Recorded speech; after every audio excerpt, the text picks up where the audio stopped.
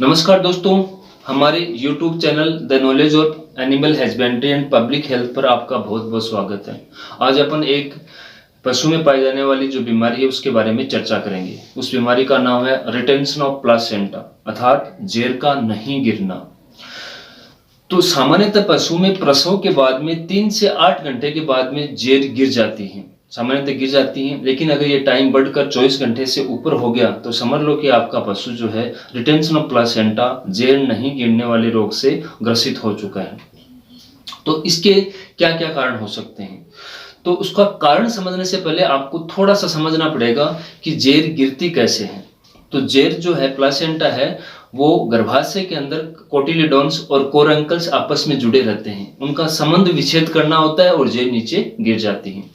अब इसके संबंध विच्छेद करने के लिए गर्भाशय में लगातार संकुचन का होना जरूरी है। अगर गर्भाशय में संकुचन होता जाएगा तो कोटिलिडोन्स और कोरंकल्स एक दूसरे से पृथक होकर जेर है वो गिर जाएगी। तो ये जो गर्भाशय के अंदर जो संकुचन है इसको बढ़ाने के लिए मुख्यतः 2 हार्मोन जिम्मेदार होते हैं। एक हार्मोन होता है PGF2 अल्फा जो गर्भाशय की भित्ति से स्रावित होता है और गर्भाशय में संकुचन को पैदा करता है और इसके कारण जो है जेर जो है वो आसानी से गिर जाती है।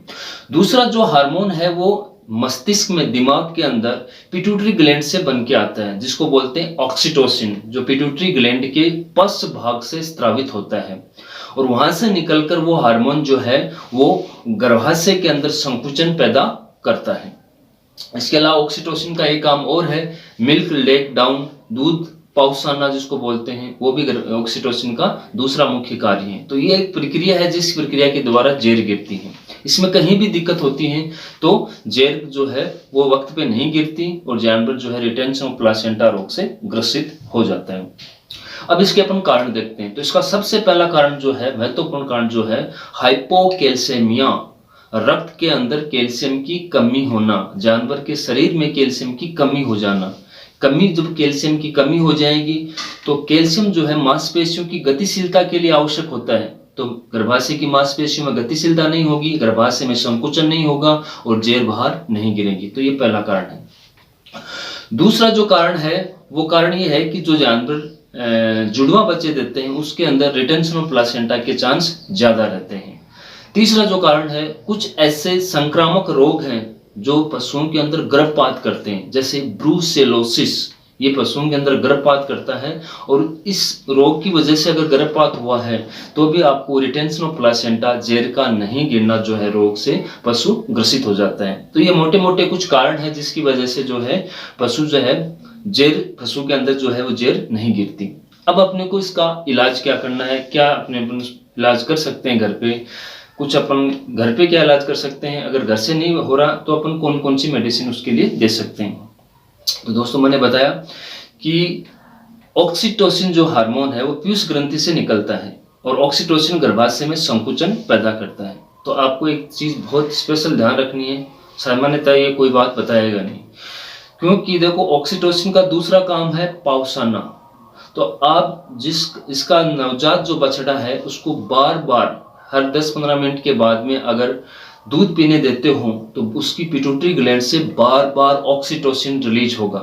तो रक्त के अंदर ऑक्सीटोसिन का लेवल बढ़ेगा और ऑक्सीटोसिन का जब लेवल बढ़ेगा तो गर्भाशय के अंदर संकुचन ज्यादा होंगे और गर्भाशय में जब संकुचन ज्यादा होंगे तो जेर आसानी से गिर जाएगी। तो पशुपालक को क्या ध्यान रखना है कि जो उसका नवजात शिशु है उसको बार बार दूध पिलाना है जिससे जानवर बार बार पाउसे, और बार बार पाउसेगा तो बार बार ऑक्सीटोसिन का रिलीज होगा और ऑक्सीटोसिन रिलीज होगा तो जेर आसानी से गिरेगी। तो ये आप जो है आप घर पे यूज कर सकते हो जिससे जेर गिरने में आसानी हो जाती है।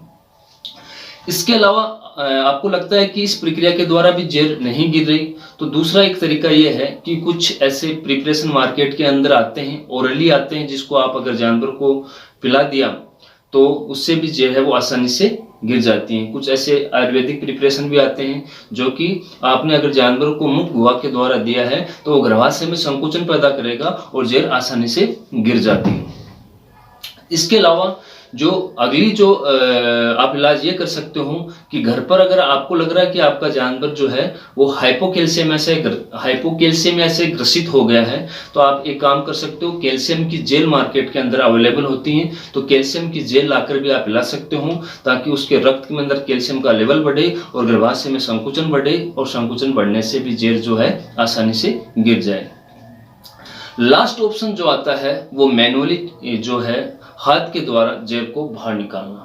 ये प्रक्रिया जो है वो उसके अंदर आपको पशु चिकित्सक को बुलाना पड़ेगा, और पशु चिकित्सक जो है अपना हाथ डालकर उस जेर को बाहर निकालता है।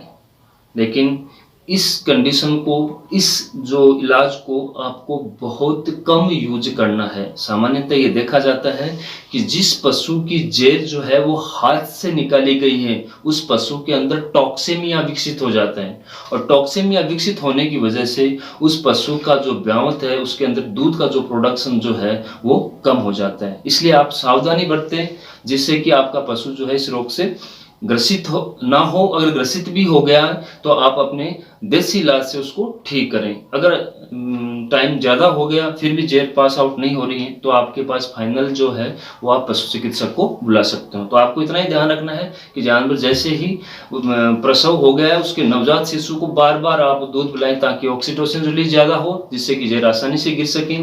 दूसरा, फिर भी नहीं हो रहा है तो आप मार्केट के अंदर कैल्शियम का जेल भी ला सकते हो, और गर्भाशय में संकुचन बढ़ाने वाली बहुत सारी मुंह से देने वाली दवाइयां जो हैं वो काम में ले सकते हो, जैसे कि आपका पशु जो है वो स्वस्थ रहे, आसानी से उसकी जेर गिर जाए। आसानी से जब जेर गिर जाएगी तो उस जानवर का जो मिल्क प्रोडक्शन है वो उस ब्यावत में कम नहीं होगा। धन्यवाद।